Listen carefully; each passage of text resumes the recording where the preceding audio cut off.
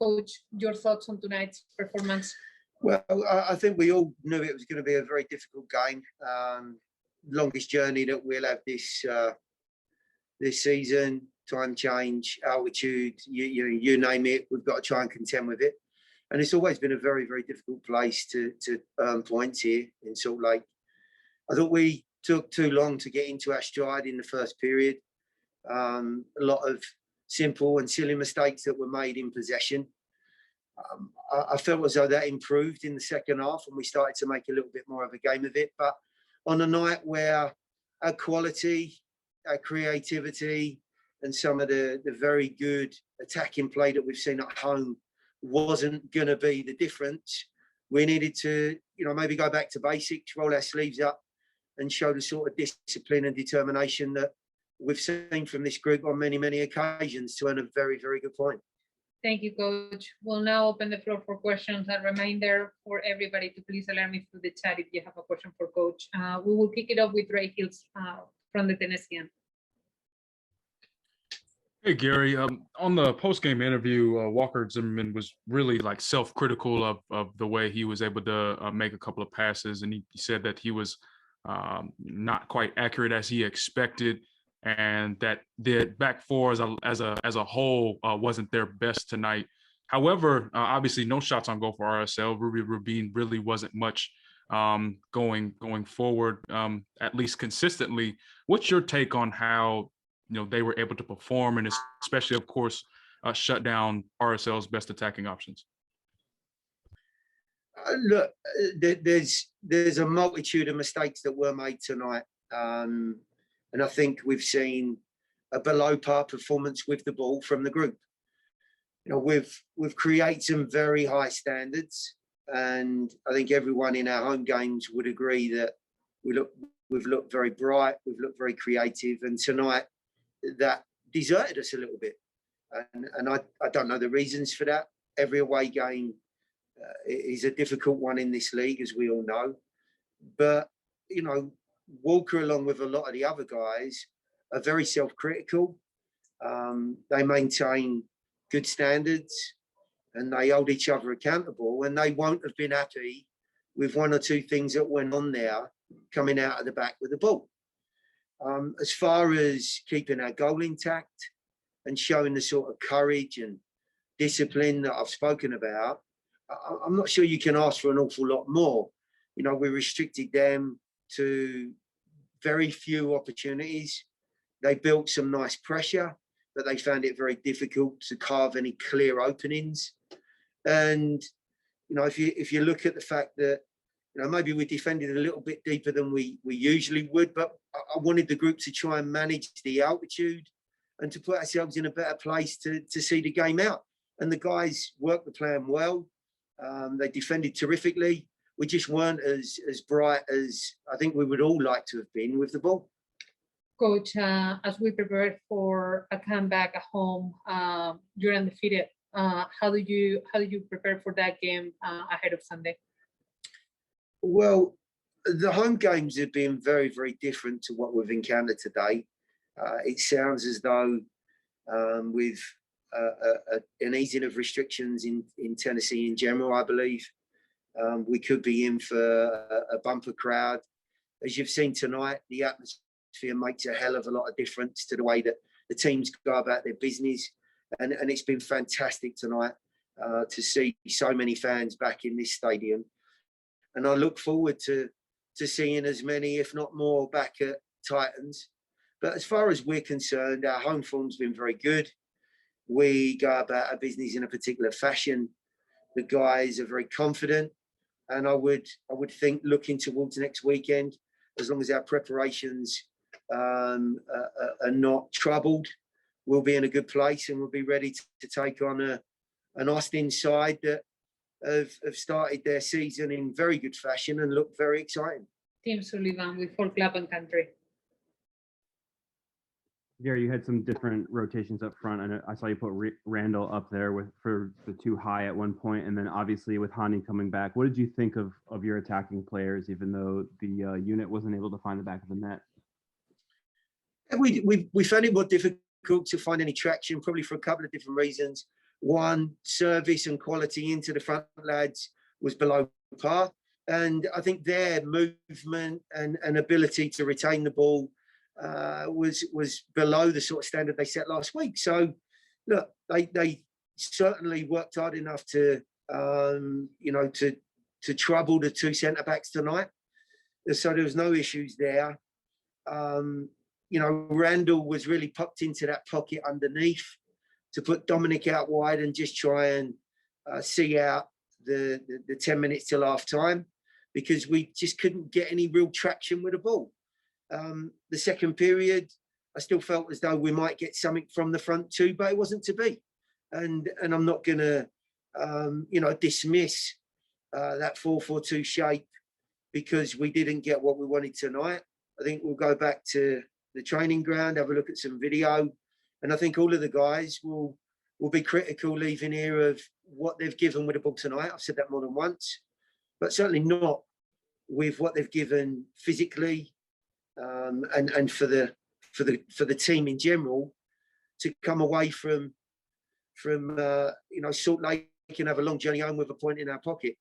Claudio Villalobos with RSL Sports. Gary, you touched on this already, some, but the fact that the team was defending from so far back, I think it made the transition quite longer than the team was doing in previous games. Do you have so far an explanation why that might have happened? Well, we looked at possibly defending the middle third and just being a little bit tighter with our lines and not exposing ourselves. This Salt Lake side in the opening games have looked very, very bright on the counter-attack, when they can build momentum, when they can get down the side of you. We saw on 2 or 3 occasions Brody on the right-hand side drive at players and build that energy. And I wanted to try and negate that. So, yes, we were maybe 15 yards, 20 yards deeper than we have been at home. I don't think that's a big deal. The issue for us was connecting the passes, building out of that shape, managing the ball in a slightly better fashion and still being a threat. And it wasn't to be tonight. And there's different reasons for that. We can discuss it on Monday. But listen, overall, I'm very, very pleased with the result. I know we can be better than that. We've shown it. But listen, it takes all sorts of qualities to do well in this league.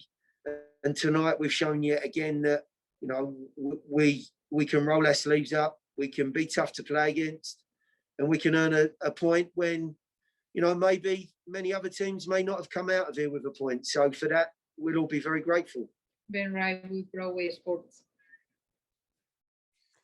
Yeah, Gary, I think it's fair to say that this was the first meaningful chunk of minutes at the MLS level for Luke Haakenson. What kind of caused you to bring him on, and what did you make of his performance? Well, the point in time he came on, I was looking for a similar change to Alex as we could get. Alex has got bundles of energy. He's a great competitor. He's a very, very good team player. Whilst these games improved on the creative side, I think we would all say that you couldn't find a better teammate than Alex. And I needed someone to do a very, very similar job, whilst also offering the sort of creativity and energy that Alex gives us going forward. And Luke was the best option for that at that point in time. We were not holding on to the ball well enough. We were not building pressure well enough. We were not creating enough good opportunities with the ball to maybe see someone like Ham Waller come into the game. And I thought Luke's inclusion was a very good one. He should be very, very pleased with his output in the I think 25 minutes that he came on. He showed all of the signs that we would hope to see more of from him. He was a bit of a goal threat. He got on the end of a cross. He was on the end of a shot. There was a bit of combination play that he was involved in, and in between, he gave us all the energy and discipline to the group that we needed. Here with us, we have goalkeeper Joe Willis, who broke a personal record today with 3 consecutive shutouts. Congratulations, Joe, and Thank you. how does it feel? Yeah, it's nice to keep a clean sheet. I think defensively we were really good today. I don't think I faced a single shot, to be honest. And I think it's the clean sheets are a testament to how we defend as a team. I think on set pieces we were incredible. I think they probably had 10 corners or something like that, and didn't really get a sniff at goal. So yeah, the guys in front of me did their job today. Thank you, Joe. We'll now open the floor for questions. We will kick it off with Ben Wright from Broadway Sports. Yeah, Joe, I mean, you mentioned that you didn't face a shot, but just what did you see specifically from the defense and from the back four in front of you that kind of helped really limit Salt Lake to half chances? Yeah, we sat a little deeper. We got in kind of 2 blocks of 4 and the 2 guys up front, and tried to just keep them in front of us. Tried to be hard to break down. Tried to be compact and not let any little slipped balls in through the middle. Try to force them wide and make crosses. And I think we did a really good job of that today. And on the other side, I think the set pieces defending was incredible. We have a lot of guys who take pride in defending and keeping clean sheets. So, you know, we have some warriors on that back line who we're cleaning everything up on set pieces. A reminder for people to alert Cristina Mayo Velda through the chat that you have a question, please. So we'll continue with Tim Sullivan from For Clapham Country. Hey, Joe, Gary mentioned that the back line, but kind of the whole, back 7 or so of the team kind of struggled in possession today, wasn't connecting passes at a usual rate. Is there something that you attribute that to? Is it just kind of not y'all's day, or what kind of was going on there? Yeah, I don't think there's anything specific I could pinpoint. It's just, sometimes that's the way she goes. But when you have games like that where you're having trouble keeping possession and connecting passes, then you need to really concentrate on being good defensively. And I think that's what we did. Obviously, in the first half especially, we struggled to get forward. So we focused a lot of our concentration on being tidy in the back and making sure that, we gave ourselves a chance to figure it out in the second half. Claudio Villalobos with Total Sports. Joe, did it feel quite different playing in the altitude of Salt Lake compared to what you guys been facing here in Nashville? Could that be a factor for today's performance? I think possibly. You probably have to ask one of the field players because they're the ones who do all the running. I noticed it on my goal kicks. I got an extra 10 yards out of every one of them, but that was about the extent that it affected me. But yeah, I would say I'm sure it did affect the guys who do more of the running, especially our wingers, our wingbacks, and the guys up top. So yeah, that might be a factor, but we don't really like to make excuses. It was still sloppy at times and needs to be better. Thank you, Joe. We will finish with Ben Wright with a follow-up question. Yeah, Joe, like Chris mentioned, it's your third straight shutout. Do you feel a little bit like you're maybe getting back to kind of what was the core of this team in 2020? Yeah, for sure. I think in the first 2 games when we gave up those early goals, that was pretty uncharacteristic of us. And we, like you said, we needed to get back to what made us successful. Last year, we had a similar start to what we've done in the last 3 games now, which is maybe not scoring tons of goals, but we're giving ourselves a good foundation and, giving ourselves a chance to maybe nick one at some point during the game. So, I have no doubt that more goals will come. We have a lot of talented players in the attacking third. So as long as we can keeping clean sheets and giving the guys, a chance, then have all the confidence in the world that more goals will come. We are joined by Luke Haakenson. Luke, how do you feel today to lock in a draw and to win a few more minutes during your debut? Yeah, it felt good to get some more time in the second half. Exciting for me, and obviously it's nice to know that the coach has trust to put me in a situation that we need to have some energy and inject a little bit of positivity into the game. So that was exciting for me. Draw on the road is always a positive, but looking back, I think we'll want 3 after we go back and watch the video. Thank you, Luke. We will now open the floor for question. Reminder for everybody to please alert Cristina Mello-Belda through the chat if you have a question for Luke. We will kick it off with Tim Sullivan with For Club and Country. Luke, when you come on for a guy like Alex, Gary kind of mentioned that you were a like-for-like substitution for him. Do you feel that you need to match his energy, or do you more go out there and kind of, be Luke rather than trying to be Alex, I guess? Great question, Tim. I think there's a lot of aspects of Alex's game that I think that if you look, both of us have similar qualities. At the end of the day, like you said, it is, I am my own person. I'm my own player, and I can also bring something that Alex doesn't bring, which is a positive.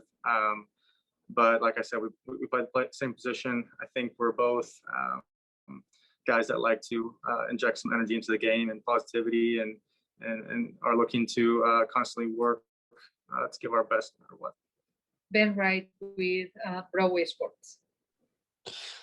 Yeah, Luke, Gary mentioned just kind of feeling like just mistakes were made in possession, and you guys weren't at your best going forward. But at the same time, I mean, we've seen in this league how important picking up points on the road is. So when you come on, how do you balance wanting to maybe provide a little bit more going forward, but at the same time get out of there with a point? Yeah, Ben, I think the coach's job is big picture like that, right? I think big picture, a point on the road is always positive. And then when you go into an individual like myself, my job is ultimately to create chances and help the team going forward, but also on the defensive side of the ball. So I think more big picture, point on the road is a positive.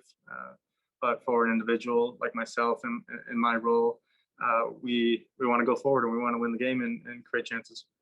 Dre Hills with the Tennessean.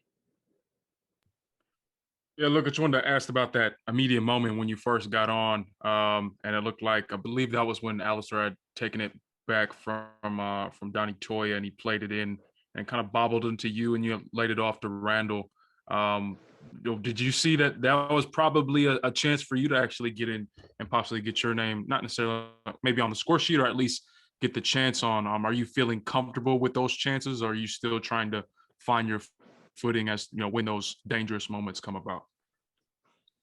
Yeah, Drake, I think I'll have to go back and watch the video, of course, but in that moment with my back to goal, I think it's always a smart decision to play the way you face instead of turning and trying to whack something on goal. And I know Randall was in a great position. He could even take a touch and shoot. So I'll go back and watch the video of everything that transpired during the game. But off the top of my head, I'd say with my back to goal, Randall in a great spot, a touch and a shot is probably the right decision.